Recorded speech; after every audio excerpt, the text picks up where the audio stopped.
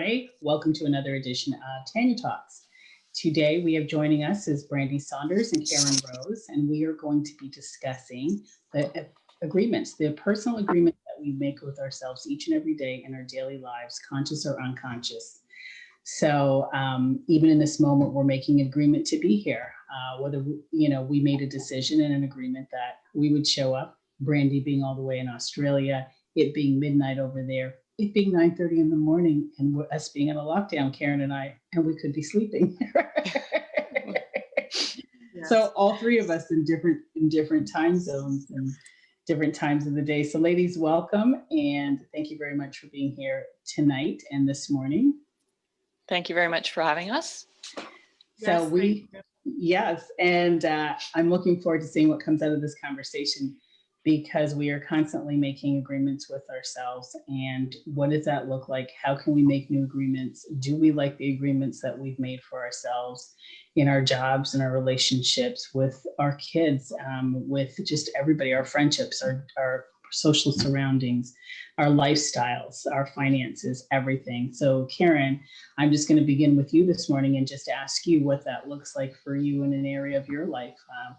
What kind of agreements have you made with your own personal self?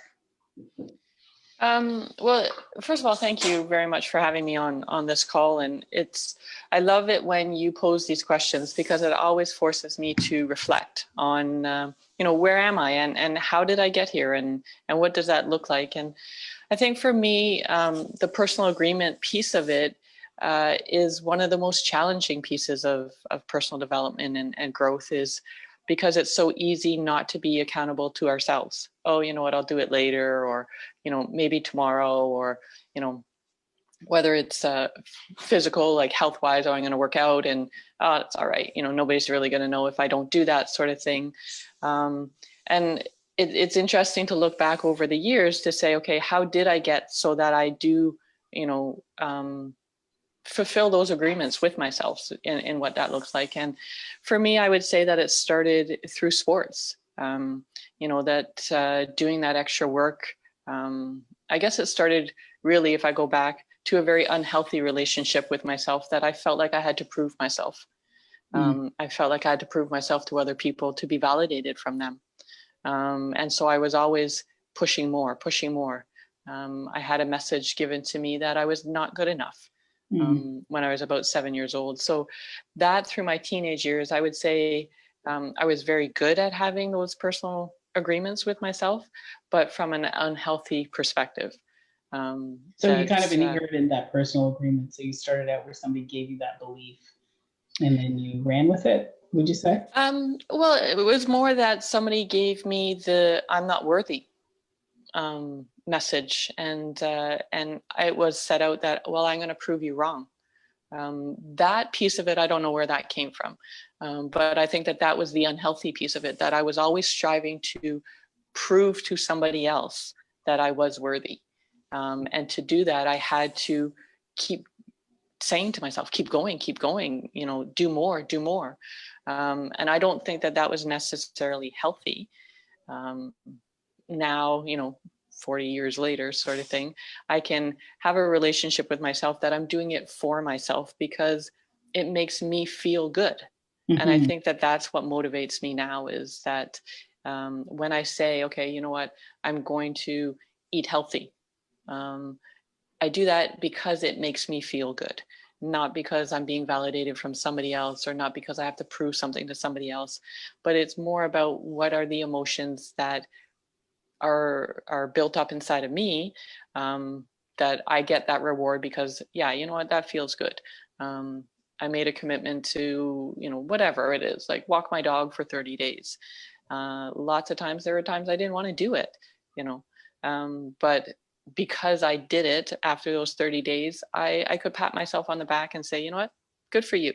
And because I am my biggest cheerleader. Right. And I think that that's one of the lessons that I've learned with personal agreements, is that it makes me feel good when I fulfill them. And then I can celebrate those little wins.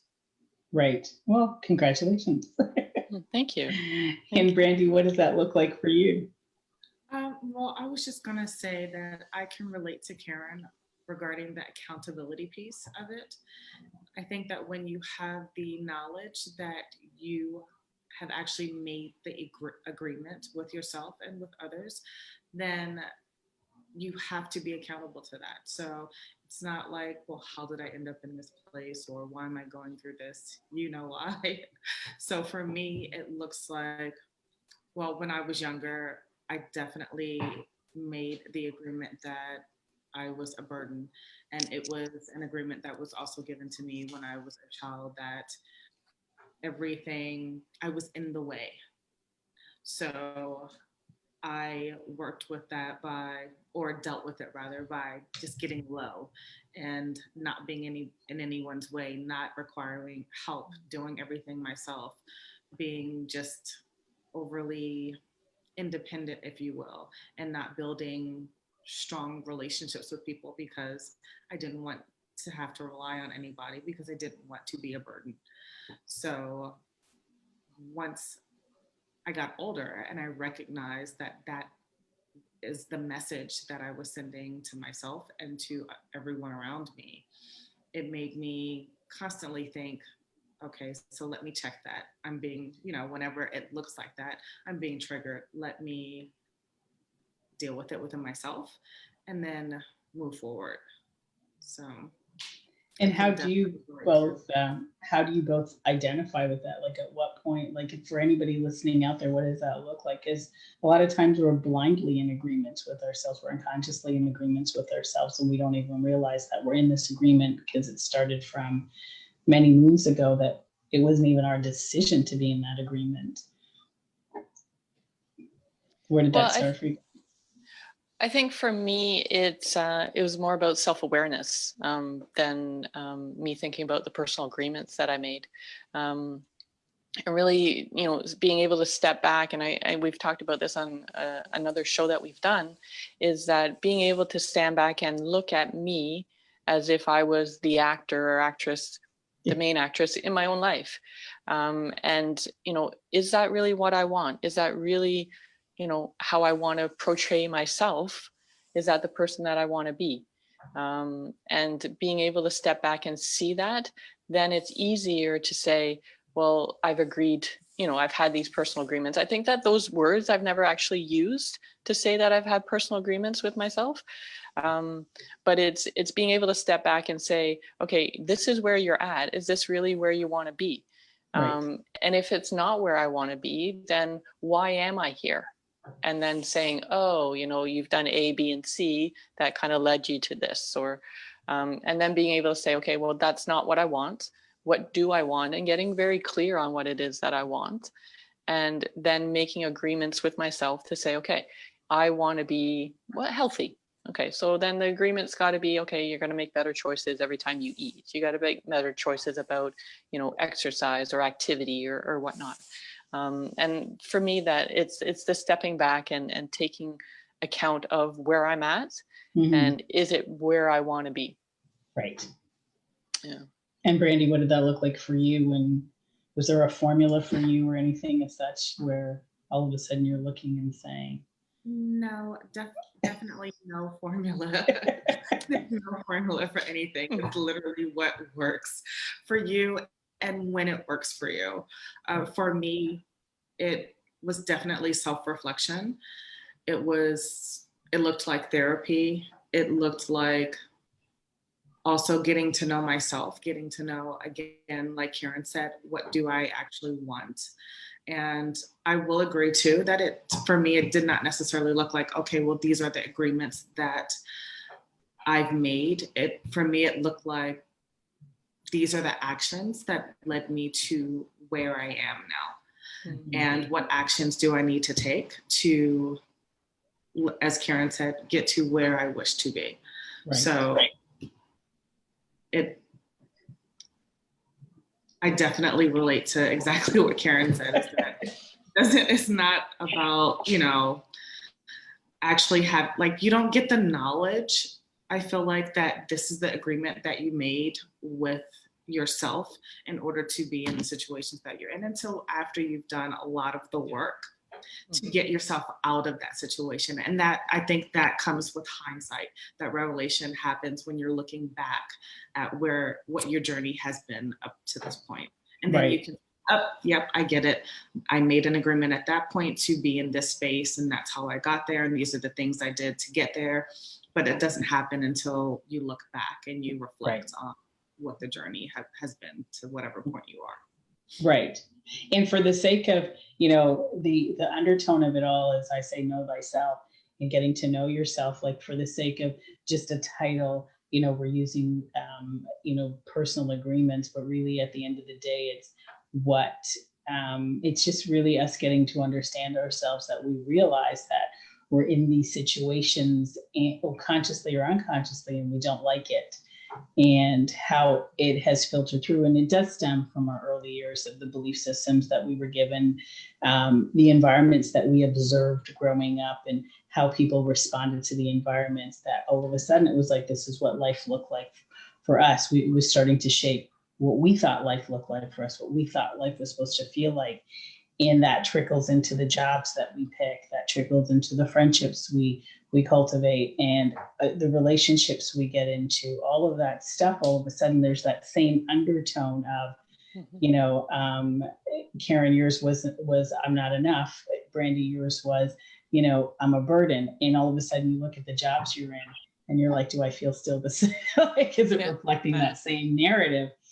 And then you wake up and you're like, this doesn't work. It just, something about it just doesn't feel good. I think for me, I think I would say choices. It sounds like, Brandy, and correct me if I'm wrong, that the words personal agreement just sounds, I don't know, like it just doesn't resonate with me, I guess. But when I say, okay, what choices have I made, consciously or unconsciously, that have gotten me to this point? And, or what when you talk about the things in the past, me not being worthy, what labels have I put on myself, that then, again, a choice to put on a label on myself, that have step by step got me to where I'm at. That makes it easier for me to, I guess, to process. I don't like to say, to process, to say, okay, this is really how I got here, because I chose, this. I chose, a career to do this. I chose, for me, it's about helping people. And my personal agreement for myself is that I am going to choose things that are going to make me the best person that I can be, the best Karen in this lifetime. Mm-hmm. And so my career path is to support and empower other people to do the same thing. So it all kind of wraps into one, that I am that person, and that I am that person in my job as well. And being authentic, I guess, is the word that I would use in my choices of where I'm ending up to be. Right. Yeah. And I don't, to me, was there any conflict when you guys started to wake up to the self? Was there any conflict transitioning from that space into your new space in those agreements? Definitely. Absolutely. I think that's why I was laughing. Like, is there never a conflict? Like, do you mean today, or? Well, just a lot of people, I think, when they're going through these, life changes, and not everybody identifies with it being as personal development or know thyself, but they know that they have to make changes.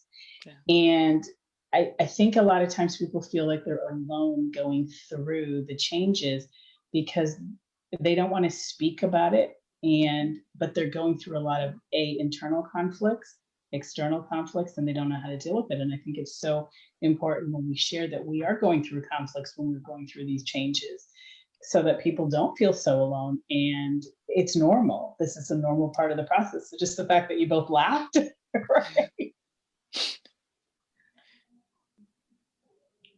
Karen, are you speaking? Are you going? Okay, no. Whatever. Is that there was definitely conflict, yes. And one of the conflicts that I readily saw which in the past just weren't really prevalent, like upfront in my face, that I could recognize and say, okay, this is related to the agreement, if you will, that I've had for some time about being or feeling like a burden, was when I met my husband. When I met Darwin, he was the kind of man that I wanted to be with. At the same time, because I had this baggage and this issue that I didn't want to be a burden, I definitely pushed him away. It's just like, no, I can do that. No, I can handle that. No, like, I don't need you. And I had to step back and say, well, what are you doing? Like, you're literally pushing this guy as far away from you as you can. And that's not what you want. So what is it that you actually want? Back to And the what you want. yeah, I had to actually allow him to be the partner that he wanted to be to me, for me. I had to step back and give him space to be that. Right. So there was definitely a lot of conflict, not in our relationship, but in myself, that it's like, okay, Brandy, relax. Let him get the door. It's okay. You don't need to get the door, or, you know, whatever it was just, there was a lot of checking of myself of, nope, don't do that. He has it. Nope, don't tell him to do that. He had, like, it was a lot of me stepping back and saying, okay, let this be what you want it to be. Right. Instead of getting in the way of what you want, carrying these huge bags of, I'm a burden and I don't need you to do anything for me because I don't want for you to see me that way, because he doesn't. It was a lot of conflict within myself. I laugh at that because I can identify with that in my later years where I was so independent, didn't, you know, I too felt like that burden. And, you know, I'd come home and I would have like, and Brandy, you've been in Canada with me, watching me physically do it, where I'm carrying all the bags and Brandy's looking at me saying, what are you doing? I'm like, she's like, Fanny, let me help you. And I'm like, no, it's okay. It's okay. Right. So all of this, I was just going to say, the thing that that resonated with me was, it's for, you know, what we've been talking about, it's about self-reflection. It's about, you know, getting clear on what it is that you want, whether it's your, let's say, just life, like what you want your life to look like. yes. And then Brandy, what you said was getting out of your own way, is that we are the biggest obstacles in the way of getting what it is that we want. Right? Like, we either self-sabotage, or we talk ourselves out of it, or we're not worthy enough, you know, whatever those messages that we keep telling ourselves. If we would get out of our own way, get very clear on what it is that we do want, yes, then those personal agreements just come along. Like, it's okay, this is what I want, and this is what's going to happen. Like, I'm going to do this, I'm going to do this, I'm going to do this. But I feel like, you know, for the last 15 minutes or so that we've been talking, it always comes back to, you know, getting clear on what it is that we want and allowing ourselves to have it, you know, and saying that, you know what, I'm worthy enough to have everything that I want. I'm worthy enough to have the husband that I want, or the profession that I want, or whatnot. I think we just destroy ourselves in a way of putting up these blockades. And sometimes we don't know how, because I'll tell you that even as simple as being in this whole personal development world and self-help world and personal growth, I found one of the challenges is as you start to understand yourself, know yourself, gain this knowledge, your dialogue and conversation changes.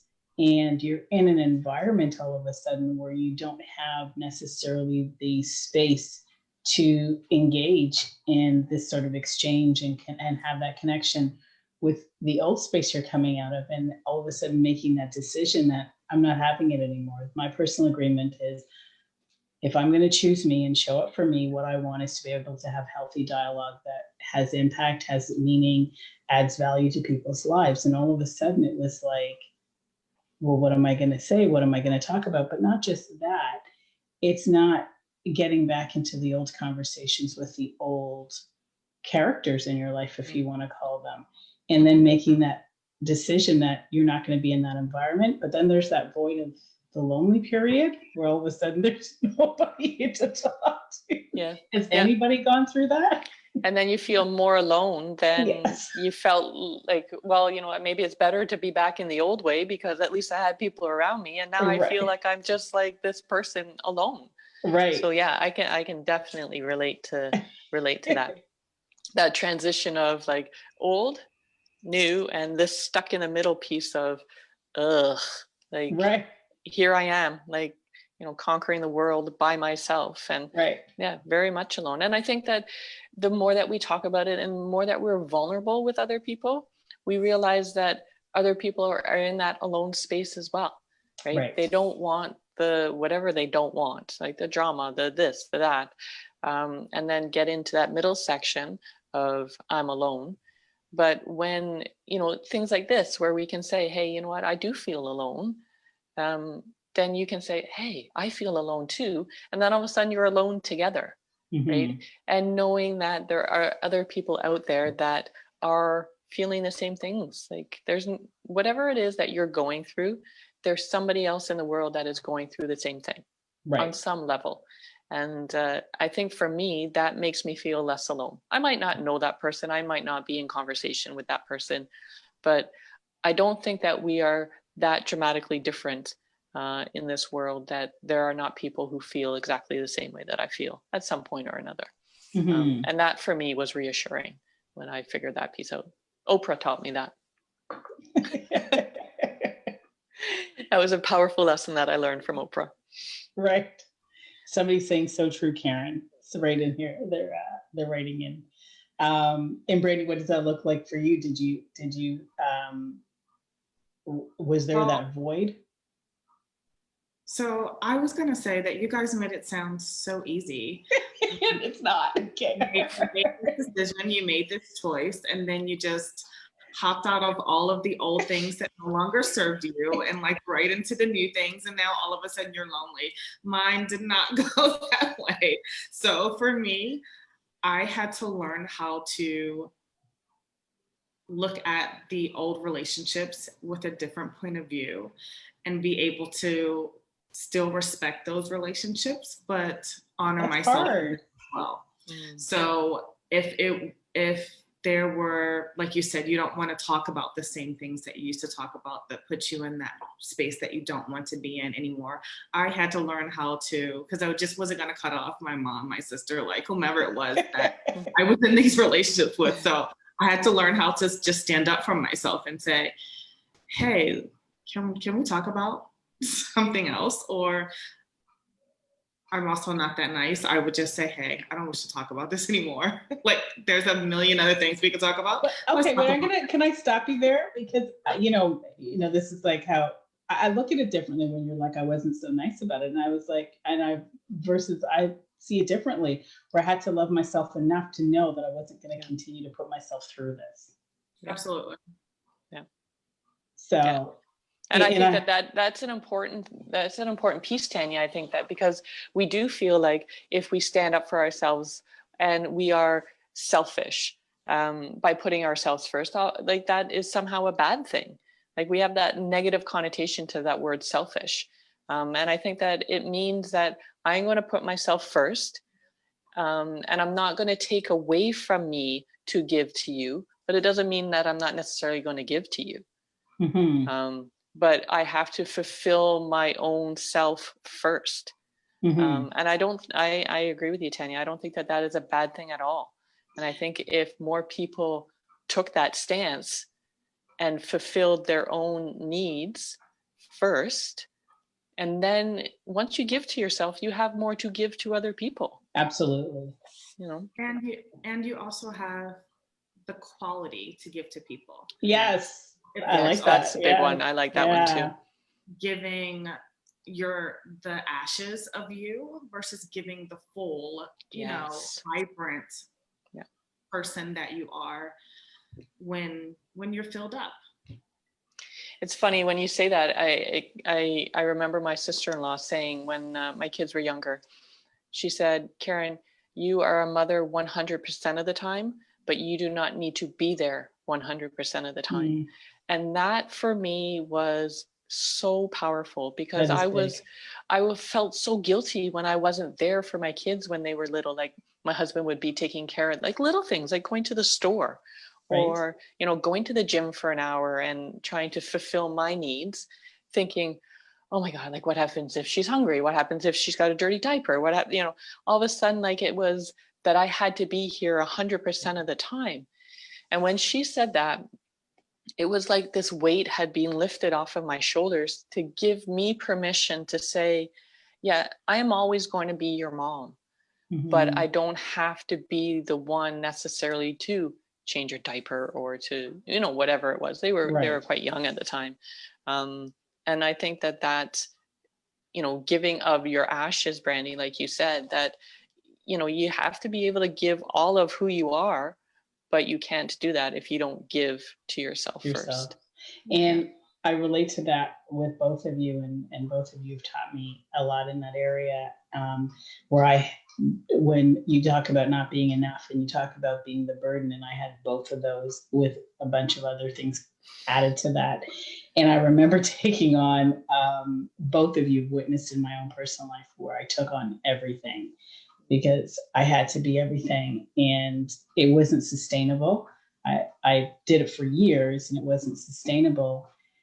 But what I realized it did for me was it taught me we teach people how to treat us. And all of a sudden, when my kids weren't treating me a certain way, or people weren't treating me a certain way, I told them that I didn't matter. Yeah. Because of the way that I treated myself. I took everything on and I didn't need help from anybody, and I was going to, you know, not be a burden to anybody. And then I have this other tape playing I wasn't enough. I had to prove that I could be that mom, or I could take care of my family. And all of a sudden it was like, I can't do this anymore. This is not real. Yeah. I do matter. But not living authentically, right? Like not taking care of yourself, right? To be able to, like, I guess, you know, putting on a show, right? So that other people could, I'm saying this because this is my story, right? putting on that show of, look, I've got it. I've got this going on. I got this going on, and I got this going on. And, you know, but you don't see what happens when I close that door and I'm like, ugh, like, how do I keep going? You know? Yeah, that was a big aha moment for me as well, to just say, you know what, you got to fulfill yourself. You know, you got to treat yourself so that other people will treat you how you deserve to be treated. Right. But if you're not doing that and treating yourself how you deserve to be treated, then it's a lost cause. Mm-hmm. Yeah. I also want to say that that's also a protection thing, I think, for us too. That when we're in that space, we're not allowing anyone else in that we need to depend on, or that we need to help us, so that they can't let us down. They can't hurt us. Yes. Brandy, are you in my head? Like, so relate. We're all in agreement, right? Yeah. So I think it's also a protection thing, that you're keeping everything at a distance. Mm-hmm. I think for when you said that, I was like, oh, and I know exactly when that changed for me is when I started to trust myself. And when I started to be able to trust myself, I could trust other people. But I didn't trust anybody else because I didn't trust me, right? So it all comes back to, you know, again, it all comes back to the self, this knowing the self, and knowing what I needed to do to get myself where I wanted to go. I needed to learn how to be vulnerable, and I needed to learn how to trust myself. That's actually something that I used to say in the mirror to myself all the time, that I trust you. Brandy, you make good decisions. Brandy, you make the decisions that are best for you. Stick to your guts, trust yourself. I used to say it all the time to myself. And you're right, things do change, and you can trust everyone because you trust them to be who you know them to be, and not who you want them to be, or who they need to be, or you think they Say are. that one again, because I think that the audience needs to hear that. Say it again, Tanya. You need to say that one again. Trust who they are, not who you want them to be. You trust them to be. You trust them to be who you know them to be, and not who you want them to be, or who you think they are, or who they could be. You trust them to be exactly who they are because you trust yourself, and you trust that you're gonna respond to them and react to them exactly the way that you should, because you trust yourself. Right.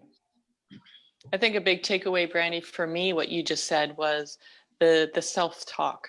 Now, whether you do that self-talk in a mirror or you do that self-talk in your head, that the treating of myself like I'm my own cheerleader or I'm my own coach. Come on, Karen, keep going. Come on, Karen, trust yourself. Come on, open up, be vulnerable. It's okay. That self-talk of constantly encouraging me to be me. And don't you find that as that starts to happen to you, people start to show up in your life that reflect that? Mm-hmm. Yeah, absolutely. I think that goes back to what we were just saying, that it's people will treat you how you treat yourself. That if you treat yourself differently and in a trust fashion and whatnot, that people show up in your life to support you on the path that you're on, or on the journey of those personal agreements that you've made. And they reflect that.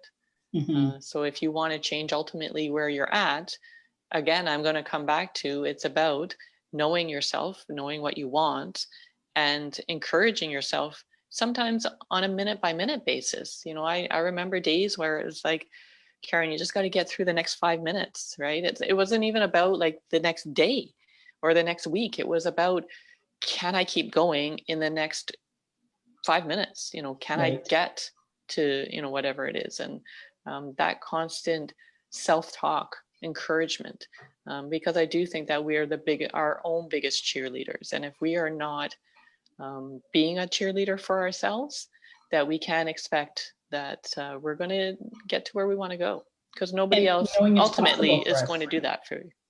Well, it's funny. There's some key questions I think that's so powerful when people ask themselves is, who am I? What if I could choose anything in my day to happen, what would it be? And just kind of putting it out in the universe and seeing what comes back. And, I think that those are key. And is it possible for me to have what I want? And what do I have to do to get there? Like in myself, what do I have to do to get there? So all those, mirror work and self-talk and know thyself, it's like, okay, as I'm saying this, I'm my biggest cheerleader. Is that possible for me to have what I want as I'm cheering myself along? Can I accept this? Can I embrace this for myself? Can I envision it? Can I be in that reality? I think that those are important steps when we make agreements with ourselves. I think that another thing that I would say on to that is, when I was thinking about what I wanted my life to look like, and ultimately, if money was not an object, if education wasn't an object, like nothing of that kind of stood in the way of what I wanted, what would it look like? What would I want my life to look like? A, B, and C. And although I couldn't necessarily do that full time at the time, I wanted to be able to go and walk my dog for an hour and, just leisurely walk through the forest. And I wanted to spend an hour on self-development every day. I wanted to, spend time cooking and doing that kind of stuff. And although I couldn't, because I still had a 9-to-5 job, I did little pieces of it. Okay, you know what? I can't maybe have the hour of personal development, but I can take 5 minutes. And starting to fill up my day with little 5-minute bits of the things that I ultimately wanted my life to look like. And now being able to look back, I see how that's morphed into, oh, look at that. Like I do have the time to go and just walk my dog leisurely and enjoy it and not feel like I got to rush here because I got to go and rush here and I got to rush here. But gradually increasing that time that I spent on the things that I ultimately wanted my life to look like. Right. And when you come to that agreement with yourself, it kind of shows up. Sometimes it takes a little longer. Sometimes it shows up faster. Yeah. But Yeah. as long as you're true to that agreement, I have to say this because it's a conversation I'm going through in my head. And I remember, and it's so important when we're going through our agreements that we start to allow ourselves to have people show up that together we're from that same school of thought almost, that we can hold each other accountable and push each other along very gently. And I always say, what you're seeking is seeking you. And I remember there was a time in my life where I couldn't get rid of a 20-year dialogue going on in my head, and I couldn't stand it. I wanted it to be over, and I just didn't know how. So Brandon, putting us out on Front Street here. Yes, I heard it. I know you can hear it leading up, right? Yeah. And I couldn't get rid of this 20-year dialogue. And, you know, Brandy in the very initial stages was very, very generous. And this, you know, generosity can come in the form of listening. And she was very, very generous in listening to me. And finally, one day she looked at me and she said, Tanya, is there something else we can talk about? Because I don't want to talk about this anymore. I told you, like, that's what I've done. That's when I learned how to do that. It was just like, yes, I cannot. But it was nice. It wasn't like it was really meaner. It's just like, Tanya, is there something else we can talk about? I just kind of don't want to talk about this anymore. And I was like, huh? And I remember thinking that initial like shock, like, well, what do you mean? And I had to take responsibility because deep in my soul, I was tired of my own conversation. But just to have it reflected externally from somebody else was like, what do you, well, then what are we going to talk about? Because I had built a 20-year identity based on this narrative. So I didn't even know what it was going to look like to have a new identity outside of this narrative. And she was because like, you relate so much to it, right? And then absolutely. You create yourself around the story that you're telling yourself. And then the authenticity that came back is Brandy projected the authenticity of the truth of her soul. I was like, well, I don't know what to talk about. And you said to me, well, there's so many things to talk about. Tell me about your day. And I was like, nobody's ever asked me about my day. Who cares about my day? I'm not important. Nobody cares about my day. You're like, oh, well, I care about your day. So, you know, it's like all of a sudden what you want shows up and you don't even know how to deal with it. Mm-hmm. Well, because it's uncomfortable, right? Like it's pushed you out of your comfort zone. Your comfort zone is your narrative that you've been telling yourself for 20 years, right? And being outside your comfort zone is uncomfortable, right? And it has there is actually a physical reaction in your body. You start to sweat more, your heart rate starts to race. But it's what you want. And that's when we sabotage ourselves with success, like all of a sudden I could have gotten angry at Brandy. I could have gotten, you know, well, who are you to say that to me? And, you know, we all react differently, but if we're open to the process and we just allow it to happen and as we transition and realize we are creators of our own reality, and I'm getting what I want, it's just, I'm not used to this. Right. And it's given me the opportunity to be able to do that to others, where you now start to realize you're doing it in love for yourself and for the other person. And all of a sudden you're surrounded with a lot more truth and authenticity in your life. And Karen, you're very direct. Karen will say it in love, like, well, you know, even in this, personal agreement doesn't resonate with me. There's the authenticity in that, you know.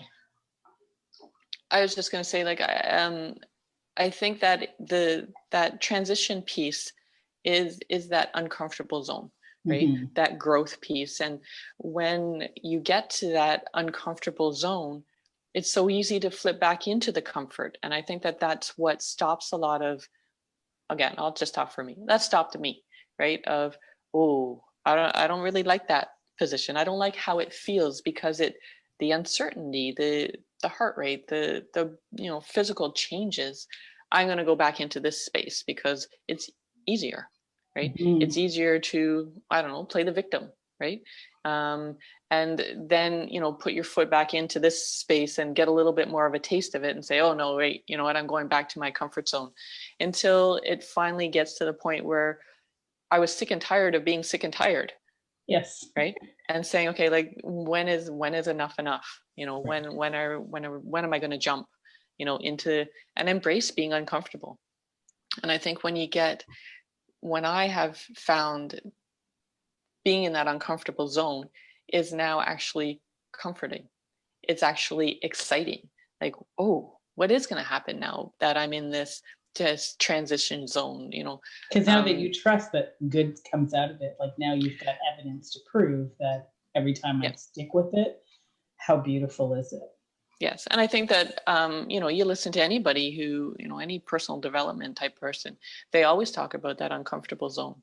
And, everything that you want is on the other side of, the challenge. Everything you want is on the other side of that uncomfortable zone. And it's about, being able to continuously say, keep going, one foot in front of the other. And I guess have that blind faith that, that it will work out. Maybe not exactly how I think it's supposed to work out, but it will work out exactly how it's supposed to work out. And then create opportunities maybe that I never even dreamed of, but by pushing through that uncomfortable zone. I think about wealth for a minute. What comes to mind is wealth, and why when people win lotteries that they lose a lot of their money because as much as they wanted it, it's uncomfortable for them, and it's very comfortable for them to be back in that place of lack. And when we want wealth, for instance, and then it starts to slowly show up, how much we push it away, and we're not conscious of how we push it away. I say to people all the time, like, people are waiting for that big win, and they don't realize if they get the $5 win and not on a lottery, but just money coming into their life, and they don't realize that agreement that they've made that they want to change their financial situation is starting to show up, but it's not looking like what you said it's going to look like. Then all of a sudden they're pushing it away. And if we just be open to it and understand that it's working its way to us and through us, then how much, and be in that uncomfortable place, then how much things will change at a faster rate. I think the gifts in life don't necessarily show up in the packages that we think that they should. Right. And, I relate it, perfect time is Christmas, right? Like you don't get a gift and think, like it's not in the package that I wanted or whatnot. You're going to celebrate the fact that somebody thought about you and gave you a gift and whatnot. And life gives you gifts all the time. Maybe not in the packages that you thought, but there's value in what the packages are. And celebrating those things. Yeah. I was just going to say, Tanya, referring back to the money topic of, I guess, the abundance and getting what you want. I think that a lot of it is in the small behaviors. Like, we don't always appreciate when the $5 shows up because it's not, you don't think it's enough to make an impact. So you spend it as if it's just $5.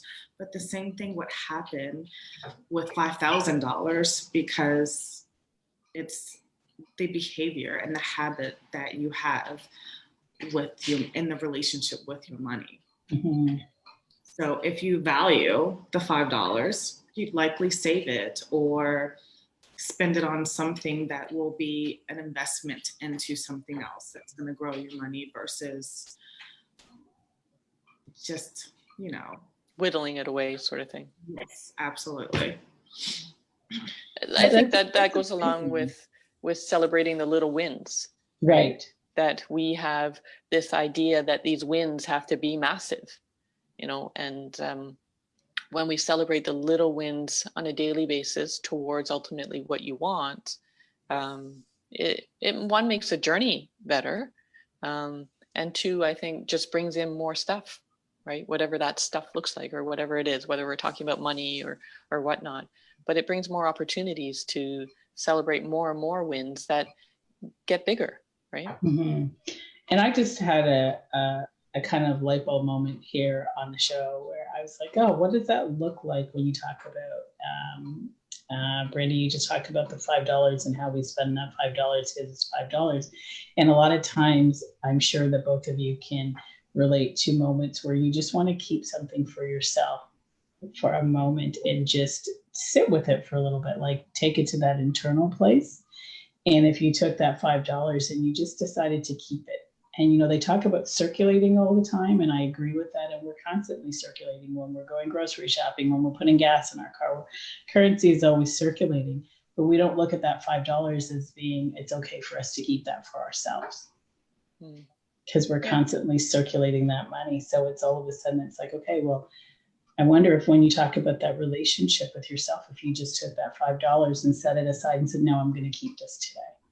And just let it sit there and just see what happens with this $5 and how it attracts more, because now you're saying that it's okay for me to have something. And here's the $5 that's going to symbolize that it's okay for me to have something. Well, Tanya, I feel like as I've gone through the journey, I have learned how to keep things for myself, or just appreciate them, just have like a little moment. Like even tonight, Darwin and I had a date night, and we went to an earth sanctuary where they talk about the stars. You look through telescopes. Tonight we saw Saturn and Jupiter. And today, Celsius, it was about 39 degrees today. And tonight there was a nice breeze blowing through the desert. And Darwin is so funny. He always says, oh, did you ring up a breeze? You asked for a breeze? And I'm like, yes, I did. And I just sit and I take I sit and I close my eyes and I stretch out my arms and I just feel the breeze. Like it's just there just for me. And it feels so amazing. But that moment I can keep with me like for even now. Like I feel like I'm in that space out in the desert, just with the nice breeze blowing through your hair. And so I think it's so important just to keep little things for yourself, no matter what they be, whether they're $5 or an experience, because the more you feel good, the more you feel good. Yes. And you can call on it and use it almost like an anchor to the times that when you don't feel so good. Just thinking about those little things that you keep for yourself, that can sometimes make the difference. Absolutely. And Karen, you said that in the onset of the show where, your sister-in-law said to you, you're a mother 100%. Just you don't have to be there all the time, is what I heard. So it's like you're keeping something for yourself. So it goes back to the both of you where we're putting our oxygen masks on first, where we're feeding ourselves first, and we're depositing into ourselves. Because once we have that feeling that we are depositing and filled within us, then we have so much more to give everybody. Tanya, you taught me a lesson years back about giving and receiving. And you just, you put your hands out and you said, on one side, you're receiving things, and on the one side, you're giving things. And I was always a giver, always giving to other people, and somehow had this blockage about receiving anything, like little things. And I think, Brandy, you might be able to relate to this about, opening, well, you said this about opening a door like that, to allow your husband to open the door for you. For me, it was, we were sitting beside, like around a campfire, and somebody was going to go get bottles of water and said, Karen, do you want a bottle of water? And I said, no, it's okay, thanks. And this woman sat beside me. She goes, but you want water. You just said you want water. I go, yeah, no, I'll get it. She's like, are you kidding me? Like, you can't allow somebody else to get you a bottle of water. Right. And at that moment, I thought, there it is. Like in plain, like I give and give, like that's my job. I'm treating people, I'm giving of myself, but to allow somebody else to give to me was just not in my realm of what I allowed, I guess. Once I started to do that, it was very challenging. Like I can't even explain to you the challenge of letting that gentleman go and get me a bottle of water and me just sit there. I was like, oh my God, like I can do this myself. I can get my own water. But it was a lesson that I needed to learn, that, the joy that he had of being able to give to me, right, was I was denying him that opportunity. So I was actually taking from him, right, by not allowing him to give to me. Because when I give to people, whether it's, through my work or, giving gifts at Christmas time or whatnot, I feel joy, like I feel happiness. And then not allowing people to reciprocate that to myself, that I'm actually taking that opportunity from them and not allowing them to feel that same joy. And that was a big thing for me to say, oh, you know what, probably I don't want to take from you, right? So I'm going to allow you to give to me. And yeah, if they're really honest with themselves, they want to receive. Yeah. Yeah. Who doesn't? Like, who doesn't like to receive presents or, love or, a kind word or, acts of service or acts of, affirmation sort of things. So I have somebody writing in here that I had time to receive too, but then I learned just to say thank you and take it. I had a hard time to receive, but then I had to just learn to say thank you and take it. Brady, you were going to say something? No, I think I was just going to say that I can relate to that 100%. I was definitely that person that's, no, thank you. No, I don't want, no, I'm good. Mm-hmm. And I can't remember if it was you and I, Tanya, that talked about this or someone else. And what they said to me was like, but you robbed me of the experience of giving and feeling good about giving. And when they put it that way, it was just like, well, I don't want to rob you of an experience of feeling like that. So it definitely took time and exercising the muscle of doing it over and over again. But it's just like, no, yes, thank you. I received that. Because it does make you feel good to give. And you don't want to rob other people of feeling what it feels like to give. Yeah, for sure. And my saying into that is like what I said to you, Karen, I say to everybody, we want to save the world. We want to help the world. We want to have impact. And it starts with us helping ourselves. And we have two hands, one to give, one to receive. Energy goes in one and goes out the other. And we're so used to giving that, and we're so close to receiving, there's an imbalance because the energy is not circulating, it's not flowing. And I'm putting my hands up, hoping that everybody can see in the audience. So when you're closed and you're wondering why physically, if we take it back to the scientific aspect of it, your body is constantly depleting itself. So of course there's a sickness that takes place, there's an imbalance.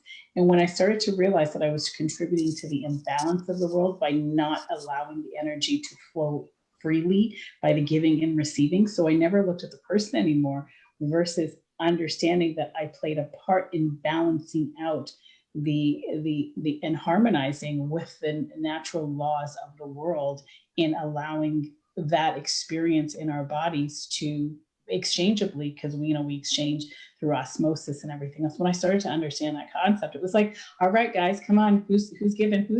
Right? I'm ready to receive. Like, what does it look like? But it's that's exactly the scientific piece of it that you just talked about. I mean, as a physiotherapist, I see people all the time, right, who are not allowing that energy flow to happen. And you're right, it does then develop into disease. And think about a water that's stagnant, right? That's the same thing. Like, there's stagnant energy in us if we're not allowing it to come in and go out. And just think about a swampy moss sort of thing that doesn't move. That happens in our bodies. So I did a social experiment this year and a couple of years ago, and one of it was, I took a bunch of $5 bills and I drove around my neighborhood and I put it on major posts, and on it said, I just want you to know that the money can come in unexpected places. Enjoy your day. This is for you. And I took videos. And do you know that I watched people? I parked my car by the bus stop and I watched people drive by, walk by, people stand in the bus shelters with the $5 posted on the glass in the bus shelters, and nobody took this money. And I recorded it. I should post it. And I was amazed that nobody took this money with this sign that said, "This is yours. It's free." They did take it though, right? But they took it because they took the message. That's how I look at that. Like, they took the message, right? That, well, I'm thinking to myself, I would have $5. Like, well, give it to me. I'd have been ripping it down. Tanya, you know what I think that is? What? So when I hear you tell that, I feel like it's pride. It's our pride that keeps us in that space of not receiving. Right. It's our ego that keeps us in that space of not being able to receive and not just taking the $5 because who doesn't want $3? It's our pride. Right. I'm like, this world is so wealthy. Like $5 just showed up. You got up in the morning, you walked to the bus stop, and $5 with the message, here, it's yours. And how many times do we hear people say, oh my gosh, I'd like to come into money? They never say how much. They just said, like to come into money unexpected. And we hear this narrative. Money shows up in unexpected places. And I remember doing an experiment this year, and I, would anonymously, not anonymously, but I would just unexpectedly, people would wake up and they've got a transfer of money sent to them. And the amount of messages back were, why? I can't take this. I got to refuse this. And I'm like, what are you talking about? It just showed up freely, just unexpectedly. And I would say 95% of the people were like, I can't take this. I can't accept this. I accepted it. You were the 1%. I accepted it. Wasn't saying I your did. name, but you never, all you said was thank you. That's all. And do you know why? It's because I've done the work, and Right. I was like, and I am that, you know what? I am going to celebrate the dime that I find on my floor. And Right. I do. And I see, like, I'm crazy. I'm like, oh yeah, that dime that fell out of my husband's pocket. Oh yeah, that's mine. Right. That is the universe giving that to me. And I take it and I'm like, yep, I'll put that away. Thank you very much. And so I was not shocked, surprised. I was like, oh yeah. And that money is there are going to be zeros added to that. Right. But if I don't celebrate this one, then there's no way that the other stuff's going to come. Right. So I wasn't saying your name, but you were one of them. Oh, yes. No, I'm all over that. I was like, oh yeah, that's mine. I was amazed at how many people were just, I can't take that out, and I was like, guys, like, what are you talking about? Like, this is just, we talk about the balance of the world. I'm the one that gives the message about the giving and the receiving. And here it is. Everybody talks about it. I'd love for it to come unexpectedly. We have these crazy conversations about it. And then it shows up and it's like, well, no, well, you need it. You have a family and all the stories. And I'm like, what's with all the stories? Like, just wake up and say, thank you. I loved that, I gotta say, and I continued that on. And it's funny that you should say that, because I did get those, oh, I can't take that. And it was very interesting, because I had to step back and think, how come I took it? And I, like, with not even a blink of an eye, like, right. And I do think that it's because of that trust in, myself, and the learning about how the world works. Right. The laws of nature, and understanding that there is a higher energy power, whatever you want to call it, that is at work. And if we would just get out of the way of that, life is really not that difficult. Right. And there is a lot of pride in it too. Yeah. I was just going to say that if we just say yes more than we say no. Like, most of the time, it's okay to just say yes. Yes. Yeah. Like, good things come out of yes. Yes. Isn't it interesting, though, that when we have a situation put in front of us, that the majority of times people focus on what could go wrong, as opposed to discussing what could go right. And I think that comes into all of what we're talking about, is the possibilities, or the trust in that things will go right. And I think that that's part of just society's conversation, the media, the whatnot, because people very rarely are talking about what is good in the world, what is going well. And we focus then so much on the negativity piece of it. Well, thank you guys for being here. We are wrapping up. We've got about 2 minutes to wrap up. And I just wanted to say thank you for a lovely conversation. I really enjoyed this. Are there, each of you, if you've got like a 15-second nugget that people can walk away with of a personal agreement, please do. I'm opening the floor for you. Go ahead, Brandy. Yeah, I was just going to say thank you again for having me on and letting me participate in the talk. I always get little nuggets out of it. Karen, it was so lovely to meet you. And I'm glad that at this moment we were all in agreement, because you, Karen, you said earlier, am I in your mind? There were definitely times where it's like, okay, no, now you're reading my mind. And so it's nice to have a good conversation with people who, they get you, they get it. Yeah. And we're all moving in a very similar direction at the same time. So Yes. awesome. And I just want to say I appreciate these forums that I feel comfortable to be vulnerable. That I think it's that vulnerability that allows other people to, and us to be able to connect. Yes. Because we are not alone. As much as we might feel like it, that we are not alone. And being able to reach out to somebody to just say, hey, this is what I'm going through. This is what I feel. This is whatever it is, that it's okay, because most likely that other person has been there or is going through or knows somebody, or that we're not alone in going through the things that we go through in this life. Yes, absolutely. So there we have it, guys. For me, the personal agreement balance out your giving and receiving. Most of us have a challenge receiving. So just close off your giving for one moment so that you can start filling up and depositing in your receiving, especially at Christmas time. Just go ahead, just start receiving, to start filling yourself up so that you can start to balance that out. So say yes, yes, yes. Thank you again for tuning in. Thank you for your time and listening to us talk today here on Tanya Talks. Visit us on Monday, where we will have our future guest, Josephine Marcellin. She'll be talking to us about the lies that we tell ourselves. So that'll be another good one. The lies we tell ourselves. If you're looking for breakthrough conversations to help clear the path and get you to the next level for your life, please visit TanyaRicketts.com and to get started. All right, everybody, happy Friday. Enjoy your weekend. And ladies, thank you again. Good night. Thank you. Or bye-bye. Good night to Brandy, and good morning to all of you guys. Bye-bye. Bye.